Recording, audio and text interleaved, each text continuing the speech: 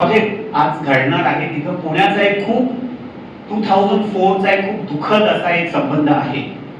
26 डिसेंबर 2004 ला जो सुनामी आली तर पुण्यातर्फे 4 सायंटिस्ट गेले होते जे कासवत इथे येतात त्याच्या रिसर्च करता 4 जे सायंटिस्ट गेले होते त्यात माझा सख्खा भाऊ होता डॉक्टर राजेश्वर खनाडे आणि त्यांनी 25 तारखेपर्यंत त्या कासवांचं पूर्ण रिसर्च केलेलं होतं. त्याचं त्यांनी शूटिंग घेतलं होतं, अभ्यास केला होता, ड्रॉइंग्स काढली होती. याचा तिकडनं आम्हाला फोन पण आला होता की माझं रिसर्च आता कंप्लीट झालेलं आहे आणि 26 ला हेलिकॉप्टर येईल आणि मी परत येणार आहे म्हणून. आणि तो जेव्हा परत येणार होता कारण की त्या गलाथिया रिव्हरला आणि दुसरी मला गोष्ट असं सांगायची आहे की ती सुनामी आली, ते सगळं घडलं, तिथे आपली इन्स्टिट्यूट होती अभ्यास करण्याची, रिसर्च करण्याची. पण ह्याच्यानंतर त्याला शोधायला बऱ्याच टीम्स गेल्या, त्याच्यात मी स्वतः गेले होते. त्यामुळे सर जे आता सांगतात आहे म्हणजे आम्ही बरंच शोधलं, बरेच प्रयत्न केले, त्याच्यानंतर आम्हाला त्याच्या बॅग सापडल्या, कॅमेरे सापडले, ते सगळं आपण गव्हर्नमेंटनी रिसर्च केलेलं आहे. पण सर जे सांगतात ते इतकं सुंदर आहे ते की असं कुठेही बघायला मिळणार नाही आणि तिथे परमिशन नसल्यामुळे ते राहिलंय तिथे. आणि आता जर झालं तर सगळं डिस्ट्रॉय होणार. कारण आम्हाला सुद्धा जेव्हा जायची परवानगी मिळाली तेव्हा आम्हाला सेंट्रल गव्हर्नमेंटची परवानगी घ्यायला लागली आणि आमच्यासोबत मिलिटरी होती.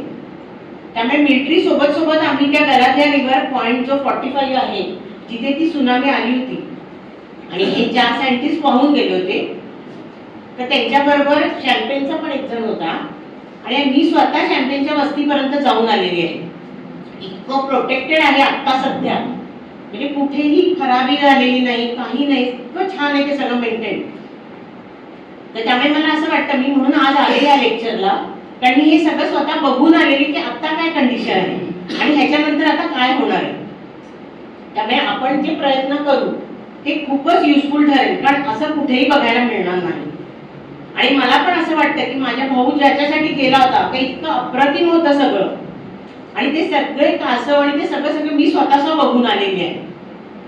जसं तुम्ही जे प्रयत्न करताय की आपण जे करू त्याला नक्कीच माझ्यातर्फे किंवा माझ्या फॅमिलीतर्फे जो काय हातभार लावता येईल तो मी नक्कीच लावेन किंवा आपण सगळे मिळून सुद्धा प्रयत्न करू. कारण आम्ही वस्त्या तुम्ही सांगितल्या गांधीनगर सगळ्या वस्त्यांमध्ये मी स्वतः जाऊन आलेली आहे आणि मला स्वतःला इतका चांगला अनुभव आला आहे.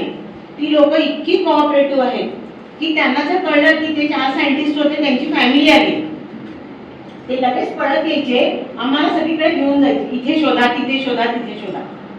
त्यामुळे खूप छान आहे तिथे, आपण ते मेंटेन करायलाच पाहिजे. मला आज इतकी वर्ष झाले पण त्याच्या आठवणींनी किंवा ते मी सगळं जे बघून आले, शोधून आले, स्वतः बघून आले त्याच्याने असं घरीवरून येते की खरोखर मला माहिती नव्हतं. आपण खरंच प्रयत्न करायला पाहिजे पण स्वर्ग आहे, स्वर्ग तो म्हणजे. थँक्यू.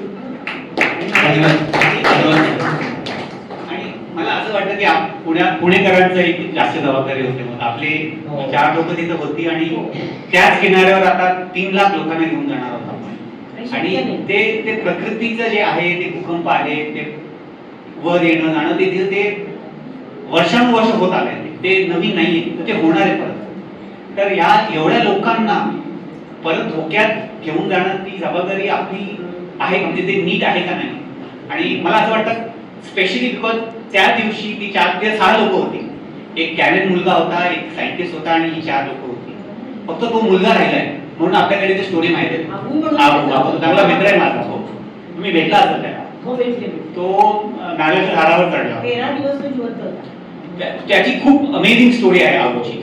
पण तो कसा तरी वाचला म्हणून आपल्याला मॅडम म्हणाल्या ती थोडीफार आपल्याला माहिती आहे. पण आपल्याकडची 4 लोक तिथं होती आणि मुद्दाम मी म्हणतो पुण्याचे होते ते. तर त्याच किनाऱ्यावर आता 3 लाख लोक या देशाने आपण घेऊन जाणार आहोत. परत तिथं भूकंप आला, येणार आहे, सुनामी आली, येणार आहे, तर त्यांचं काय होईल, त्याची जबाबदारी कोण घेणार.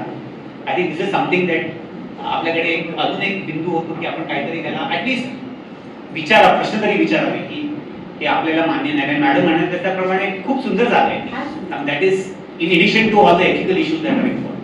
Thank you, madam.